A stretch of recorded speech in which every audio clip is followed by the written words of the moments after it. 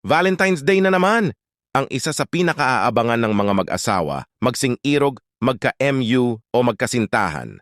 Mabenta na naman ang mga tsokolate, teddy bears, bulaklak, at mga iba't ibang pakulo para ma-express natin sa ating minamahal ang ating nararamdaman. May masama ba dito, Noe Fact Stories? Wala naman. It's good that we are always trying our best to show our love and affection. Pero saan nagiging mali? If we're all doing this for social media and not because of our sincerity, para mapag-usapan lang ba ganon? Para sa likes and comments? Pero kapag sa likod ng kamera, ang dami-dami pala nating issues. Hindi naman kasi ito ang sukatan ng pagmamahal. Baliwala ang lahat ng ito kung sa likod ng kamera, pinapahiya natin sila.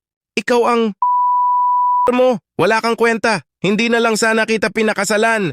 Aray naman bes, napakasakit naman natin magsalita. Nakakalimutan na ba natin yung mga dahilan kaya natin sila sinagot at pinakasalan in the first place? Bakit ngayon ginaganito-ganito na lang natin yung taong minsan nating inalagaan, nilambing at iningatan? Bakit parang ang liit-liit ng tingin natin sa kanila? When we choose to love a person kahit pabago lang kayo o matagal na, respect must always there.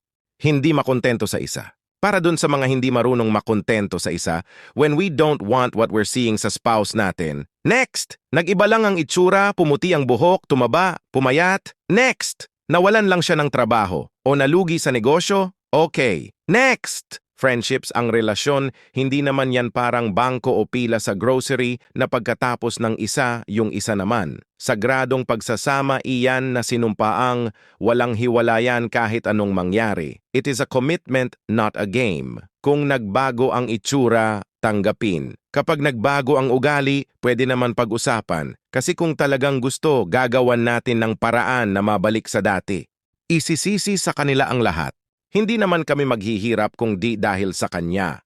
Paano pa ba kasi siya? Siya ang dahilan kaya kami ganito. Maaring may mali, maaring may kasalanan at nagawa silang di maganda, pero hindi solusyon na isisisi sa kanila ang lahat. Para saan? Para mag-guilty sila? O magdusa sila? Then what? Wala naman narating yung usapan natin. Solusyon ang kailangan natin, hindi huntangan at bangayan. If we love them, we will try our best na ayusin muna ang dapat. Kakausapin ang isa't isa ng malumanay na walang halong panghuhusga.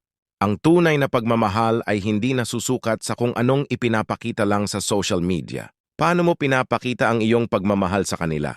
Ikaw ba ay namamahiya, nagagalit o mas pinipiling unawain? Paano ka makakatulong sa pagpapatatag ng inyong samahan?